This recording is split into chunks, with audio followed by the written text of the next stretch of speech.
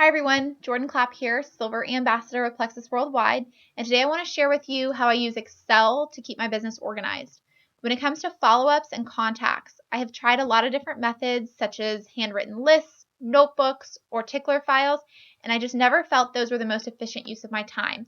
I would spend way too long sorting through note cards or flipping pages when I should have been reaching out to more potentials or expanding my network.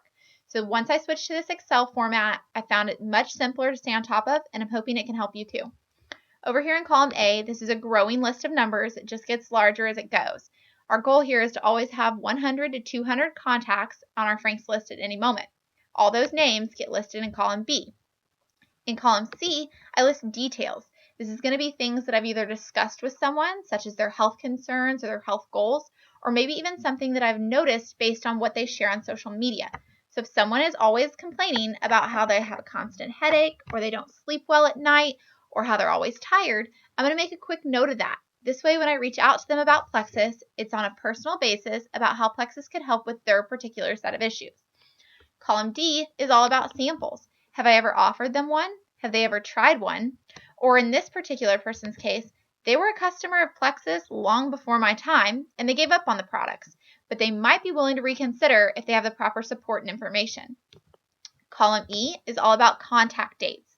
So we've all heard the statistics that it takes 5 or 8 or even more contacts before most people feel confident and comfortable in trusting you or accepting your offer to help them with products or the opportunity. So I list every date that I've reached out to someone about Plexus. If you see a date that has an asterisk next to it, it means this message actually got a response. So this person may have said something like, "Hey, thanks for thinking of me, but I'm not really interested." And that's okay. I'm still going to list an asterisk. If there's no asterisk, it simply means that they're a cricket right now, but they might come around later. Column F is about follow-ups. We all know the fortune is in the follow-up, but we also know there's a fine line between annoying people and letting them fall through the cracks. So I list a date that I next need to connect with this person based on where our relationship is or how much our conversation has developed. I'll come back to column F in just a minute. Column G is about status. Where did we leave off in our conversation? What was the last thing I mentioned to them when I reached out, even if it went unanswered? For person A, I thanked them for their support on posts and invited them to events, but there's still a cricket and there's still no response, but that's okay. They might come around later. Person B did answer my message on the 17th, and here's what we talked about. So now I know the next time I reach out to them that this is where I need to build from. When I mentioned column F earlier, this is what's really been such a game changer for me. By going to conditional formatting after I've highlighted the column, I can click on Highlight Cells Rules, go to a date occurring, and click that.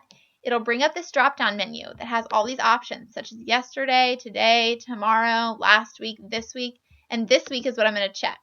If you want to change your color of highlight options, you can, but I'm going to leave it as red with red text. When I click OK, it's automatically going to highlight any of the cells, dates that fall in this week. So this is how I've been utilizing this in my business. Every Monday, I sit down and I take my list and I scroll through to find all these names that are highlighted in red, and those are the people I need to reach out to this week. So I jot their name down on a list. This particular person I did reach out to today. I told her that she could be honest with me if she wasn't interested in the products and there would be no hard feelings. She actually responded this time, and she said she's not interested, but thanks for continuing to follow up. So I'm going to move this date, meaning the 20th, over here to the contacts, and I'm going to note that she did respond. But guess what? She's not interested right now, so I don't need to follow up with her for maybe 6 months or so to see if she's changed her mind. So I'm going to change that date, and it's going to go back to pink. You might be wondering what pink means. Pink is for my dream teamers. So I highlight those people because I want to continue to make sure I'm building our relationship just like any other potential, but I know that I can pour into them and potentially they could rock this business.